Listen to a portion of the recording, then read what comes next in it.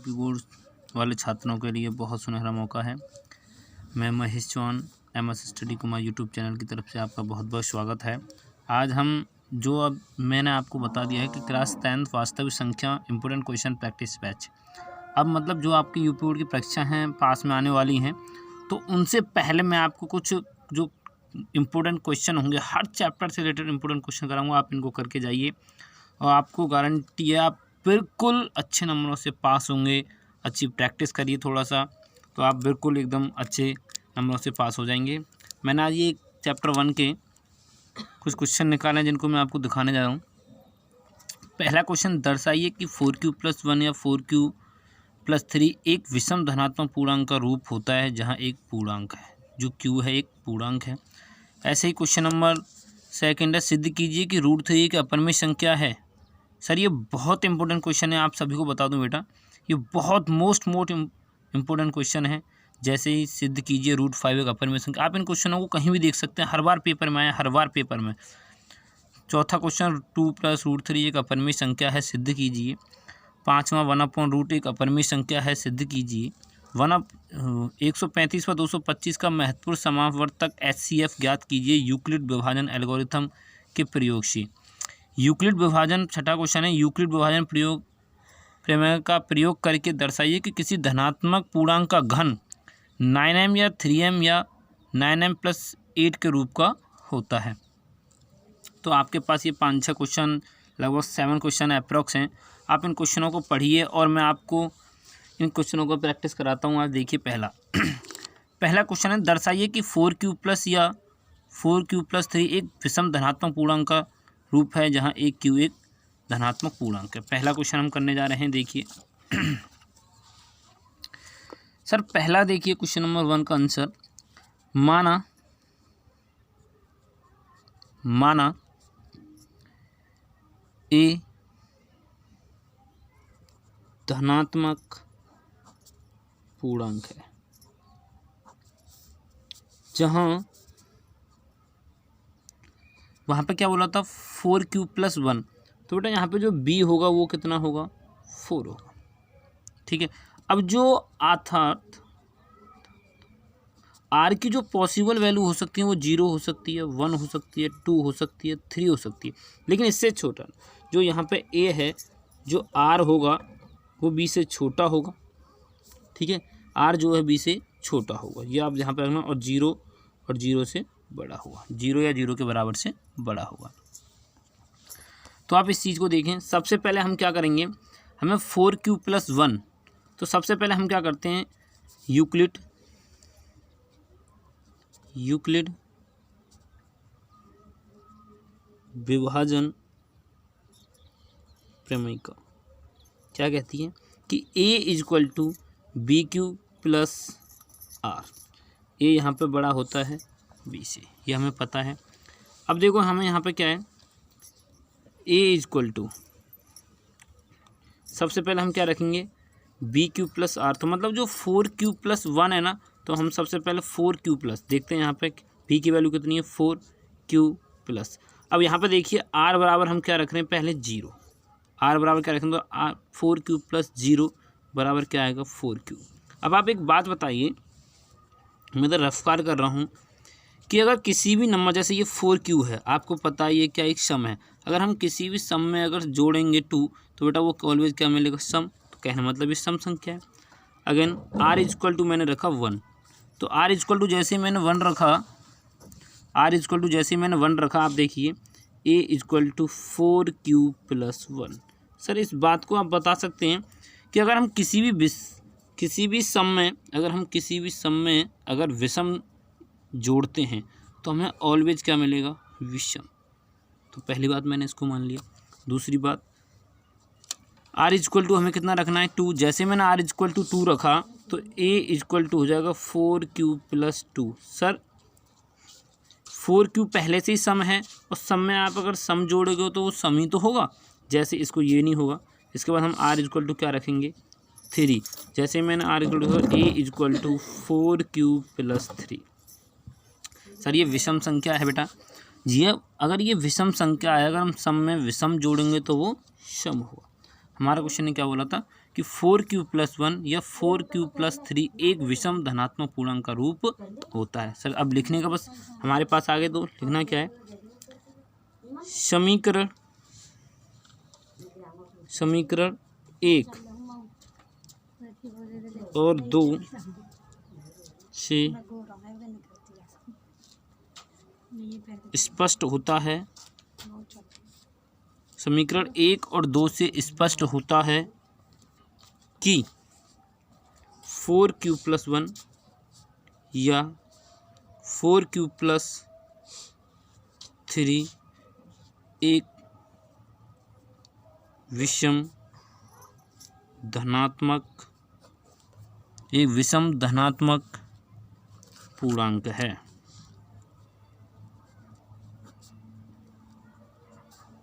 Sir ये आपका पहला क्वेश्चन हो चुका है। इस तरह से आपको पहले क्वेश्चन सभी आप देख सकते हैं। इस पहले क्वेश्चन को आप इस तरीके से कर सकते हैं, ठीक है। क्वेश्चन नंबर 2 आपने देखा था कि सिद्ध कीजिए कि √3 एक अपरिमेय संख्या है। सिद्ध करना है सर, बहुत इंपॉर्टेंट क्वेश्चन है।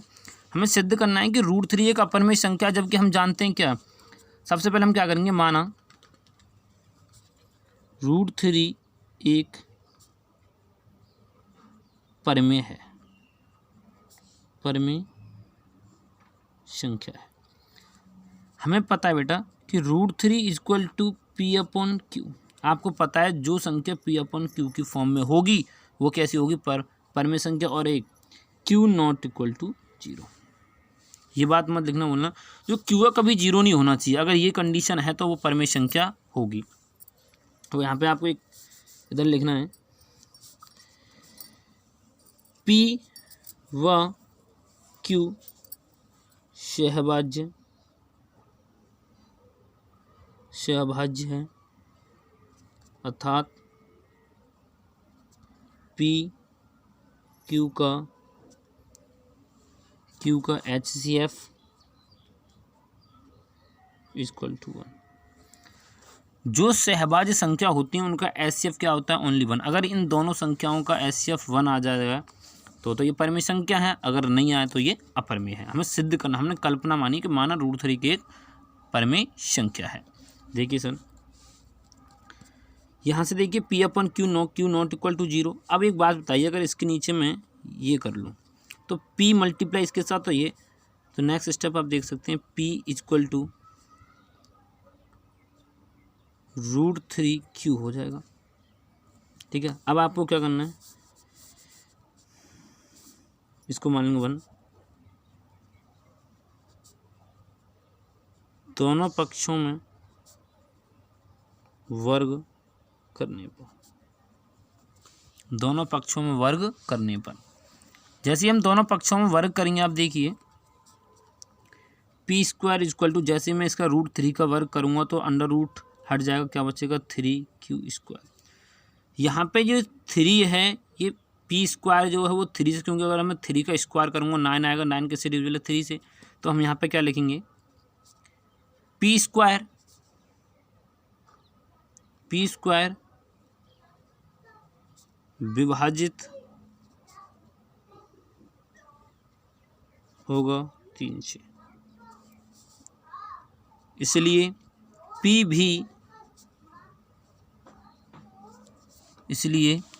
P भी विभाजित होगा 3 से। यहाँ तक तो आपको समझ में आ गया होगा। इसके बाद आप देखिए, अब हम आगे क्या करेंगे, अब मैंने क्या करा, मैंने मान लिया P = 3R। क्या मान लिया, P = 3R। अब आपको क्या करना है, दोनों पक्षों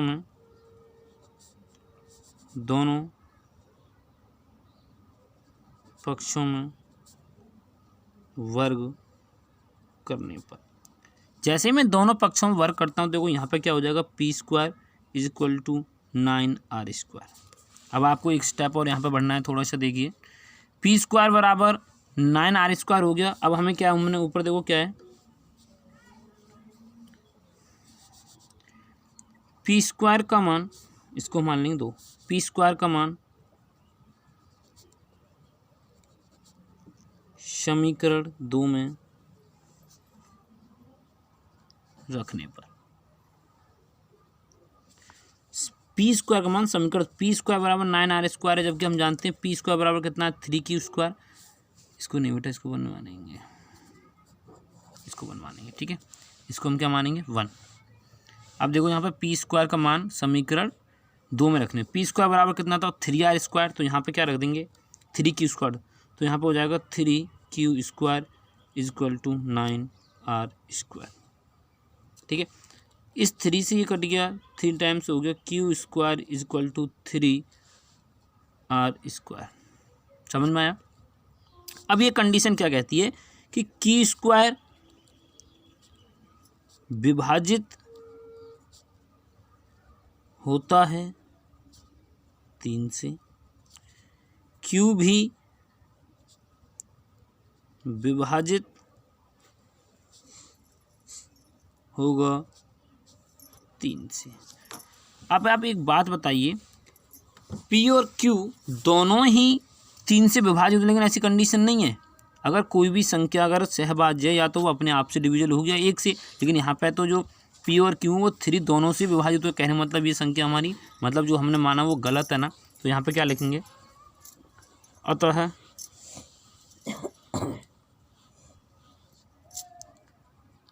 हमारी अवधारणा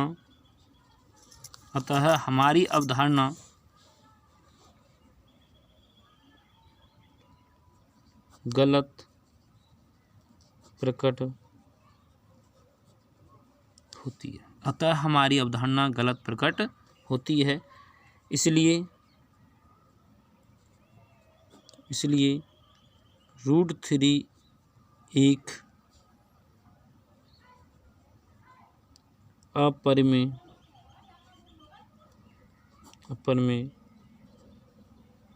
संख्या है। समझ में आ गया। बिल्कुल सेम, बिल्कुल हर किसी क्वेश्चन के लिए ऐसे क्वेश्चन आते हैं, उनके लिए सिर्फ यही एक लैंग्वेज है, आपको ये लैंग्वेज लिखनी है और आपको 4 नंबर ये बिल्कुल फ्री के मिलेंगे। ओनली यही लैंग्वेज आपको याद करनी है सही तरीके से। अब नेक्स्ट क्वेश्चन नंबर 3 क्या था, √5 एक अपरिमेय संख्या है, हमें ये ज्ञात करना है, मतलब √5 एक अपरिमेय संख्या हमें ये सिद्ध करना है। तो सबसे पहले हम वही काम जो √3 के लिए करा था वही काम यहाँ पे करेंगे हम। सबसे पहले देखिए, माना √5 एक अपरिमेय संख्या है, ठीक है। तो जो √5 है वो P/Q होगा, क्योंकि परिमेय संख्या P/Q की फॉर्म में होती है, और Q ≠ 0। यहीं पे लिखेंगे इसके आगे, P व Q का HCF कितना होना चाहिए =1, ठीक है। अब देखिए आगे, इसका मल्टीप्लाई इसके नीचे 1 मान लूँ, इसका मल्टीप्लाई इसके साथ, इसका मल्टीप्लाई ये हो जाएगा P = √5Q। अब आपको क्या करना है, दोनों पक्षों में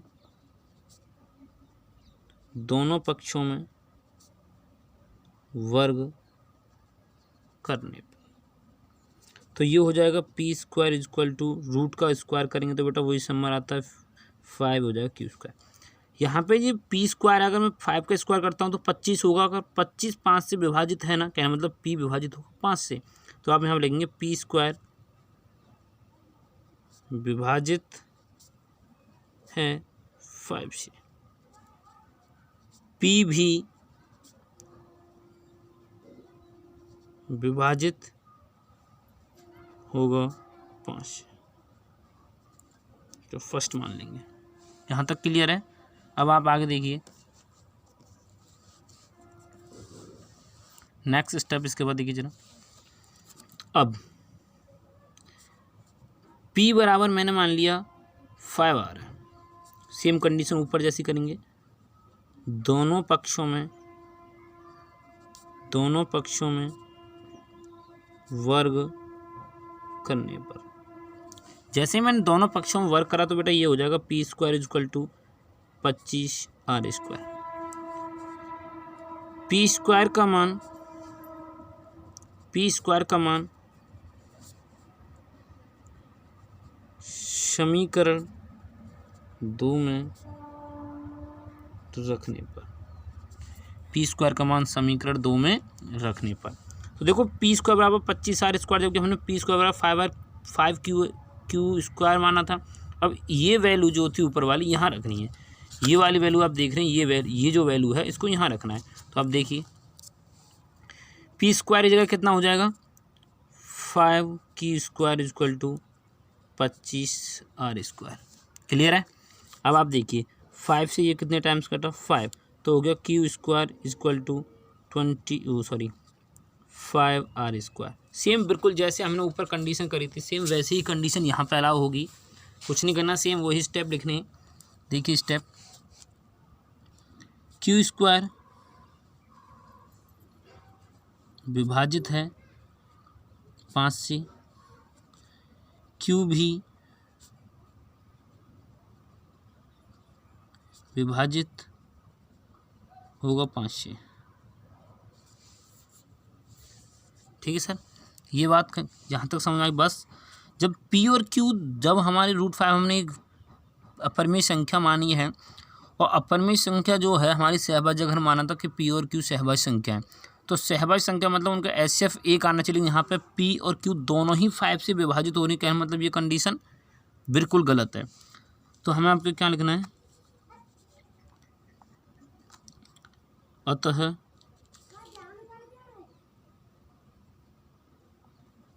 हमारे द्वारा मानी गई अवधारणा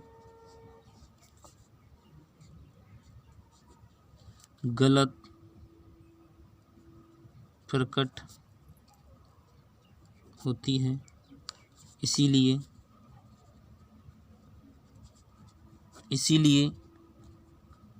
√5 एक अपरिमेय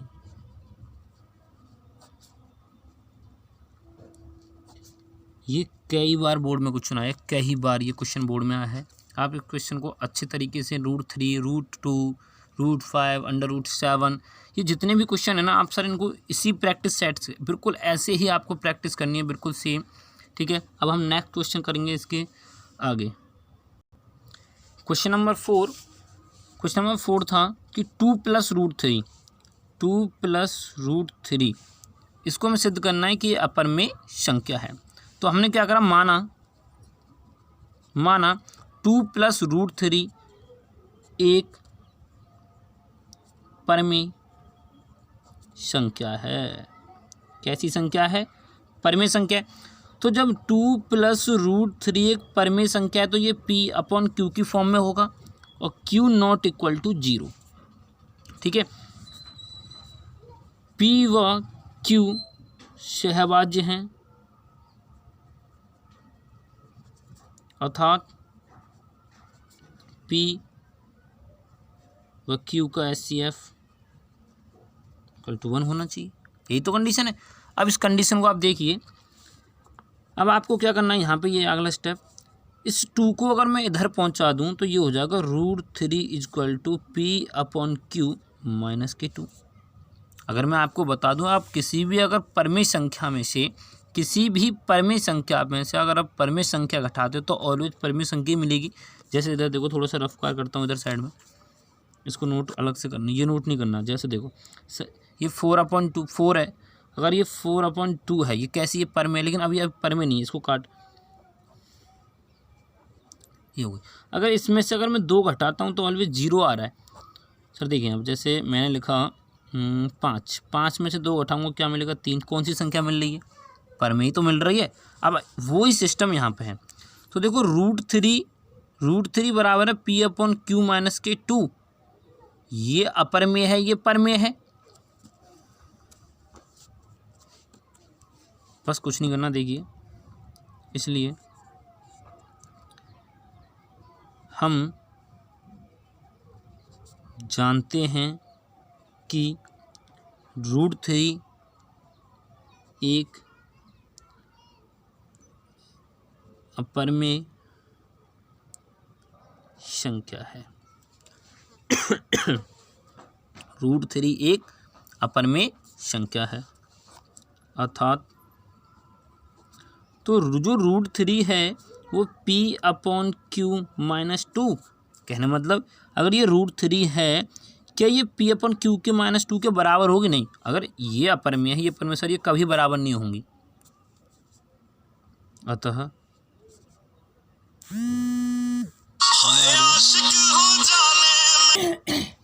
अतः हमारी अवधारणा विरोधाभास प्रकट होती है, विरोधाभास या गलत प्रकट होती है, कुछ भी लिख सकते हैं।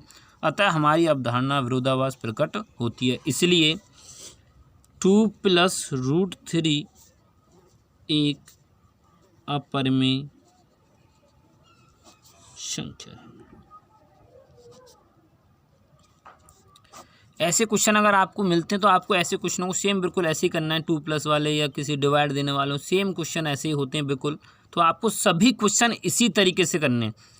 अगर आपको और भी आप चाहते हैं कि आपको और अच्छे अच्छे क्वेश्चन इस तरह से प्रैक्टिस के लिए मिले, तो मेरे YouTube channel MS study Kumar को सब्सक्राइब करें, लाइक करें, शेयर करें और सर कमेंट में लिखें कि आप इस चैप्टर के बारे में ये क्वेश्चन चाहते हैं। मैं उन्हीं क्वेश्चनों पर बहुत फोकस करूँगा। मैं चाहता हूँ कि आप अच्छे नंबरों से टॉप मारने की कोशिश करें, यही मेरी आपसे उम्मीद है। और मैं कोशिश लगातार आपको मेरे साथ जारी रहेगी और मैं आपके साथ बिल्कुल बना रहूँगा।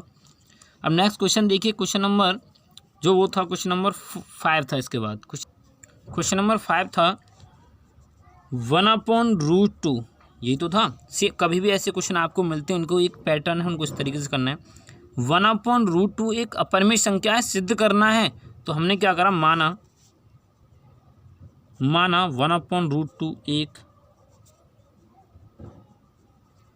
परिमेय संख्या है। क्या मान लिया हमने? 1/√2 एक परिमेय संख्या है। अतः तो 1/√2 बराबर होगा किसके? P/Q की फॉर्म में।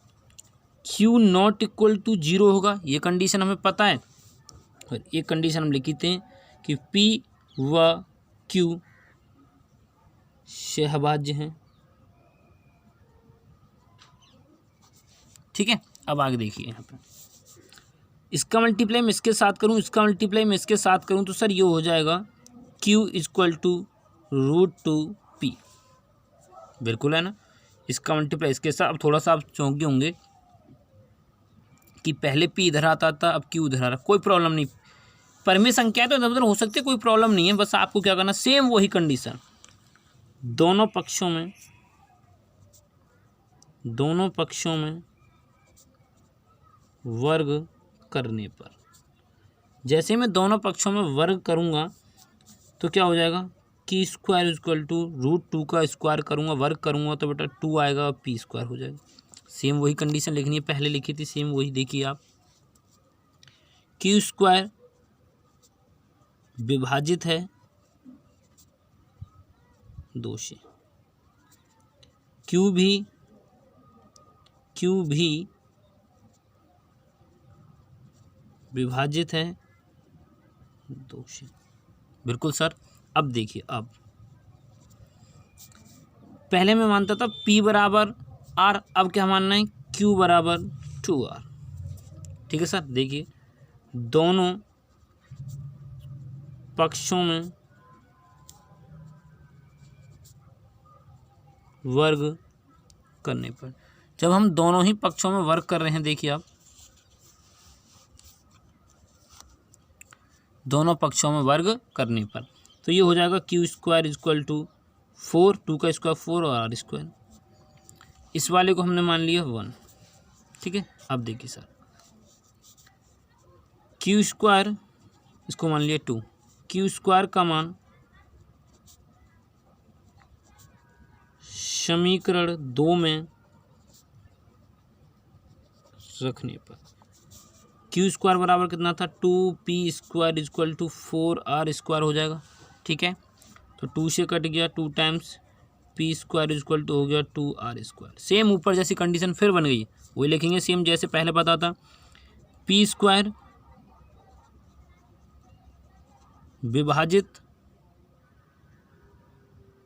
विभाजित है 2 से, P भी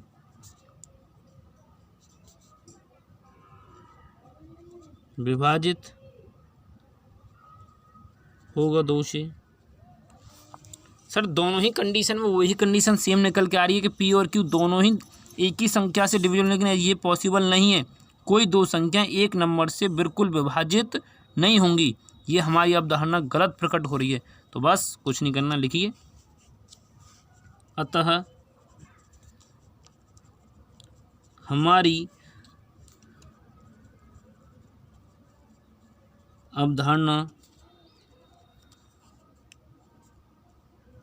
गलत प्रकट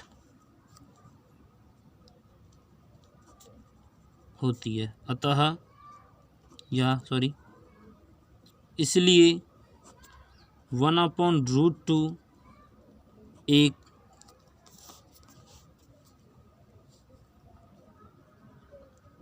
अपरिमेय संख्या है। अगर आपको इस तरह के क्वेश्चन मिलते हैं तो आपको सारे क्वेश्चन इसी पैटर्न में, इस टाइप के 3-4 टाइप के ये क्वेश्चन थे, मैंने आपको 3-4 टाइप के ये क्वेश्चन करा दिए हैं। अगर आपको इस टाइप के क्वेश्चन मिलते हैं सेम बिल्कुल यही पैटर्न होगा। आप इन क्वेश्चनों को अच्छी तरह से प्रैक्टिस करें, मेरी वीडियो को बार बार देखें। अब नेक्स्ट क्वेश्चन अब आपके सामने देखिए। क्वेश्चन नंबर 6 आपने देखा था कि 135 व 225 का महत्तम सामर्थ्य ज्ञात करना है। तो यूक्लिड विभाजन एल्गोरिथम का प्रयोग करके देखना था। मतलब हमें ये दे रखा था कि ये 225 है, ये आप बताओ ये बड़ा है कि नहीं है 135 से? ये बड़ा है ना। अब आपको क्या करना है, माना ए, सॉरी ये कंडीशन अलाउ नहीं हुई। देखिए आप इसको दोबारा देखिए इस क्वेश्चन को। तो यहाँ पे यूक्लिड लगेगा, यूक्लिड विभाजन प्रमेय का से। यूक्लिड विभाजन कहती है कि A equal to B Q plus K R, और जो ए है वो बड़ा होगा बी से। ये कंडीशन अलाउ है। तो मैंने आपको पहले कहा था 225 बड़ा है 135 से, कुछ नहीं करना, बस चरण फर्स्ट 225 ए हो गया यहाँ पे बराबर बी 135 होगा क्यू। अब इस आपको इधर थोड़ा सा इधर काम करना है। देखिए इधर काम हमारा, अगर मैं 135 का भाग देता हूँ 225 में, तो 135 और 35 आप दीजिए 270 के समथिंग पहुँच रहा है। तो ये नहीं होगा। तो कहना मतलब 135 से भाग दिया तो 135, जीरो बचा। ठीक है, आप देख सकते हैं जीरो बचा होगा इधर। यहाँ पे 2 है, इससे 12, 12 में से 3 के कितने बचे? 9। यहाँ रहेगा 90, 1 रहेगा, 1 में से 1 गया 0। तो जैसे मैंने 135 में 1 से भाग दिया, गुणा करा, तो ये कितना आया बेटा? इसके बराबर अप्रोक्स यहाँ पहुँचा मेरा एलसीएम। रिमाइंडर जो शेष फल था वो कितना बचा? 90। समझ में आ गया? अब आपको करना, जो यहाँ पे बी था ना, ये वाला बी, इसको यहाँ पे रखना चरण सेकंड, चरण द्वितीय। 135 हो गया। अब जो रिमाइंडर था उसको यहाँ लिखना है। इसे 90 से इसमें कितने से मल्टीप्लाई करूँगी अप्रोक्स में? शायद एक ही बार ही जाएगा। देखिए ये 90 था, 135 एक ही बार जाएगा। इधर देखो सही से करते हैं थोड़ा सा। 90, 5, 13, 4, ठीक सर, कितना होता है? 35। जैसे ही 90 से गुणा तो अप्रोक्स कितना रिमाइंडर बच रहा है? 45। समझ में आ गया? अब देखिए आगे चरण थर्ड 90। ठीक है, इसे 90 को जैसे ही हमने करा तो देखिए आप इस 45 में कितने से मल्टीप्लाई करूं? 2 से। जैसे 45 दूनी 90, तो मतलब ये पूरा 0 तक चला गया ना। कहने मतलब जो मेरा रिमाइंडर है वो कितना आ गया? 0 आ गया ना। तो मेरा 0 जब रिमाइंडर आ गया तो बस यही हमें देखना है कि 0 से ऊपर नेक्स्ट जो ये था ये वाला, वही सर हमारा क्या होगा? HCF। तो यहाँ पे लिखेंगे HCF किसका? 225 और 135 का कितना होगा 45 होगा। ये सभी क्वेश्चन इसी तरह से चरण फर्स्ट, चरण सेकंड और चरण थर्ड जितने भी चरण आप भरते जाएं उनको इस तरह से करना है। एल्गोरिथम विभाजन, एल्गोरिथम यूक्लिड विभाजन, एल्गोरिथम प्रमेय के द्वारा ऐसे आपको ये क्वेश्चन अटेम्प्ट करने होंगे। अब देखो इसको भाग से कैसे समझ सकते हैं। 135 का भाग दिया 225 में, 135 एकम 135, यहाँ पे 0 बचा, 12 में से 3 गए 9, 90। सेम इसका भाग जिसमें हम दे रहे हैं उसी में बढ़ाएंगे 135, एक बार गया 90, कितना बचा 45, 45 से मैंने अब 90 में भाग देना है। 45 दूनी कितने होते हैं देखिए 90, तो कितना बचा 0, तो मेरा SCF कितना होगा 45। जहाँ पे 0 हो जाए वो क्या होगा मेरा SCF होगा। समझ में आ गया। अब नेक्स्ट क्वेश्चन देखिए।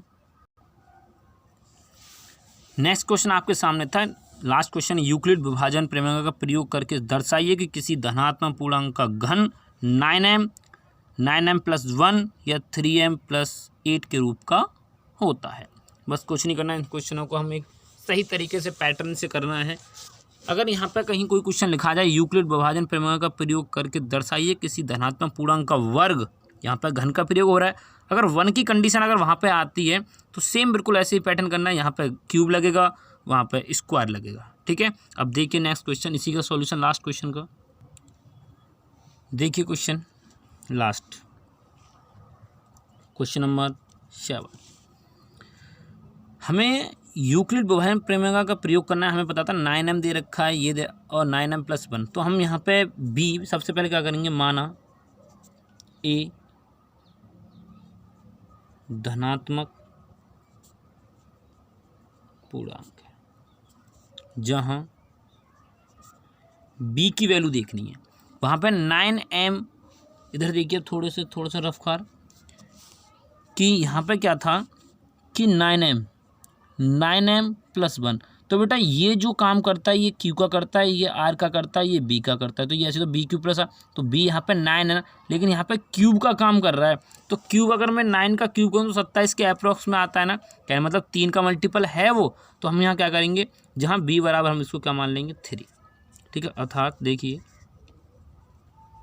अर्थात r के जो मान होंगे वो क्या हो सकते हैं, 0 होंगे, 1 होंगे, 2 होंगे। r की जो वैल्यू होंगी वो 0 से बड़ी होंगी लेकिन 3 से छोटी होंगी। ठीक है कंडीशन। अब देखिए r रखना है 0, यूक्लिड, पहले यूक्लिड विभाजन प्रमेय का क्या पढ़ा था, a=b³ प्लस के r। ठीक है सर। अब देखिए r मैंने क्या माना 0, तो आप एक बात बताइए, a मैंने b की वैल्यू क्या मानी है 3 ना, तो देखिए 3q अपनी जगह है, प्लस r की वैल्यू कितनी है 0, तो ये कितना हो जाएगा, a हो गया 3q। ठीक है, दोनों पक्षों में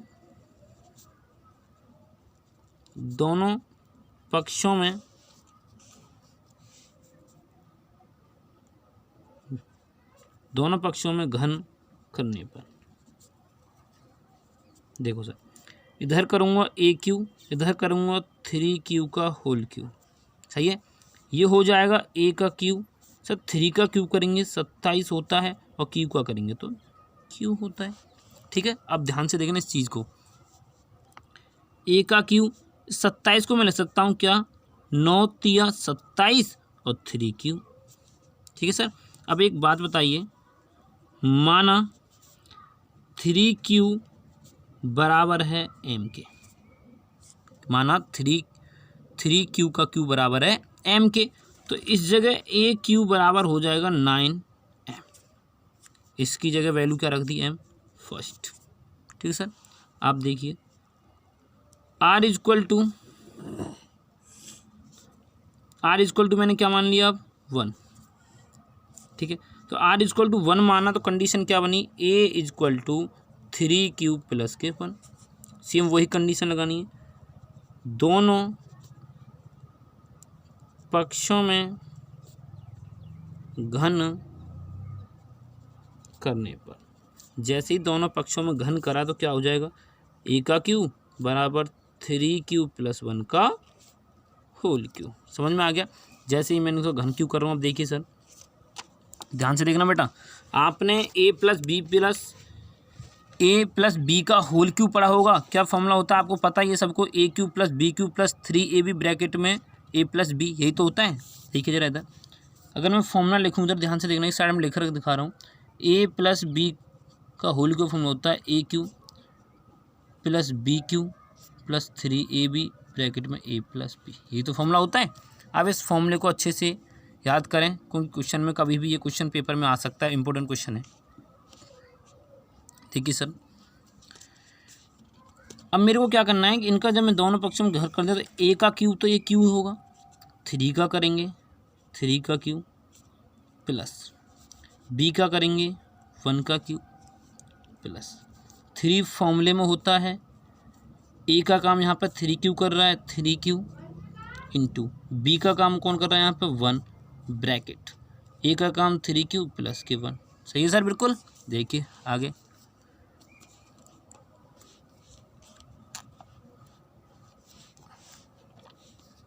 देखिए a³ = 3 का क्यू करूँगा 27 क्यूब हो जाएगा, 1 का 1 क्यूब होता है 9 क्यू, तो ये कितना हो गया बेटा, 9 क्यू का 1 में करूँगा तो कितना हो जाएगा 9 क्यू, इधर बचेगा 3q + के 1। ठीक है, अब एक लास्ट स्टेप और देखते हैं इसमें, a³ = 27 का क्यू + 1 प्लस 9 का मल्टीप्लाई अगर मैं इसमें 3 में करता हूँ तो 9 × 27 और q का मल्टीप्लाई इसमें करा तो q²। सही है ना। ठीक है, अब देखिए आप 9q का मल्टीप्लाई इसमें करा 3 27 क्यू हो गया, 9q का मल्टीप्लाई 1 में करेंगे तो हमें क्या मिल जाएगा 9q। ठीक है, समझ में आ गया। अब देखिए नेक्स्ट बिल्कुल सेम इसी स्टेप। ठीक है, अब आप इस स्टेप को लास्ट देख सकते हैं। यहाँ पे एक बात बताइए, इसको मैं ऐसे लिख सकता हूँ क्या, बिल्कुल लिख सकता हूँ सर, कि a³ = 27 का Q plus 27q² plus 9q + के 1। कोई प्रॉब्लम है क्या, उसको मैं ऐसे लिख दिया। अब आप एक बात बताइए, ये q है 27 इस पूरे में से अगर मैं 9 बाहर निकाल लूँ, यहाँ रह जाएगा 3 का क्यू प्लस 3q² प्लस के 3। ठीक है, लास्ट है हमारा, ये हो गया। मैंने क्या करा यहाँ पे, इसको मैंने इसमें से कॉमन ले लिया। जैसे मैंने इनमें से कॉमन लिया तो आप एक बात बताइए, इसमें जब कॉमन लिया तो माना 3q का क्यू 3q का स्क्वायर प्लस 3 को मैंने क्या मान लिया m। ठीक है, तो इसको मैं कैसे ले सकता हूँ, a का क्यू तो 9, इस पूरे को बेटा मैंने क्या माना है m + के 1। क्लियर। अब नेक्स्ट देखिए, r = क्या रख रहे हैं हम 2, तो a = कितना हो जाएगा 3q + के 2। दोनों पक्षों में सेम वही कंडीशन, दोनों पक्षों में घन करने पर, दोनों पक्षों में अगर हम घन कर रहे हैं तो सर वही काम होगा, a³ = 3q + 2 का होल क्यू। हमें पता है कि a का क्यू बराबर होगा a³ a + b का होल क्यू। यहाँ पे a का काम ये कर रहा है, b का काम ये कर रहा है, तो 3q का होल क्यू प्लस 2 का होल क्यू, 3 फॉर्मूले में होता है 3q × 2 ब्रैकेट में 3q + के 2। ठीक है सर। अब देखिए नेक्स्ट, a³ = 3 का क्यू हो गया 27 का क्यू प्लस 2 का क्यू हो गया 8 प्लस 3 3 9 9 दूनी 18 18q 3q + के 2। क्लियर। q 27 का क्यू प्लस 8 ऐसे ही रहा, 18 54 q² प्लस 18 मल्टीप्लाई इसमें करें 18 36 q। इसको अरेंज कर सकता हूँ मैं ऑर्डर में, 27 का क्यू इसके बाद 54Q² प्लस 36Q और पीछे बचा 8। इन दोनों में इस पूरे में से मैं इनको कॉमन लेना है। तो देखिए A इक्वल टू कितना हो गया, A इक्वल टू क्या, ए क्यू चल रहा था ना। तो आप एक बात बताइए, इसमें से क्या करूँ, 9 अगर मैं कॉमन लेता हूँ तो अंदर क्या बचेगा, 3 का Q। ठीक है, 9 मैंने यहाँ से कॉमन, 9 6 54, तो यहाँ पे 6Q² प्लस यहाँ 4Q प्लस के 8। माना क्या माना, 3Q प्लस 6Q² प्लस 48 बराबर है M की। अब वो वैल्यू यहाँ पे AQ equal to 9M plus 8, समीकरण 2। समझ में आ गया, समीकरण 2। अब देखिए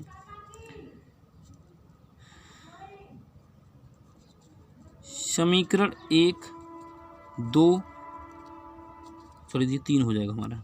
समीकरण 1 और 2 और 3 से स्पष्ट होता है कि 9M या 9M प्लस 1 या 9M plus 8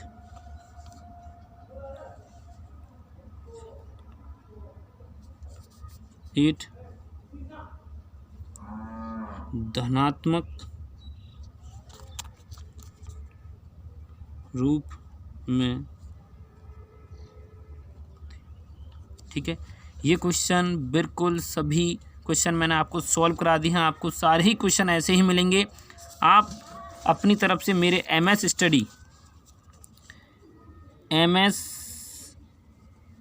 study Kumar YouTube channel को सब्सक्राइब करें, लाइक करें, कमेंट करें, शेयर करें। ऐसी वीडियो आपको देखने के लिए मिलती रहेंगी। मैं आपसे वादा करता हूं कि मैं आपको मैथ्स में बिल्कुल एकदम टैलेंटेड, बच्चे बहुत मैथ्स से डरते हैं, बिल्कुल मैथ्स से डरने के लिए खेलते खालते मैथ पढ़ेंगे बिल्कुल। ठीक है, मेरे व्हाट्सएप नंबर 8773178229 पे आप मुझे व्हाट्सएप सेंड कर सकते हो और मैं आपको एक ग्रुप बना के उसमें जोड़ सकता हूँ। जो आपको प्रॉब्लम मेरे से आप कॉलिंग कर सके डिस्कशन कर सकते हो। Thank you.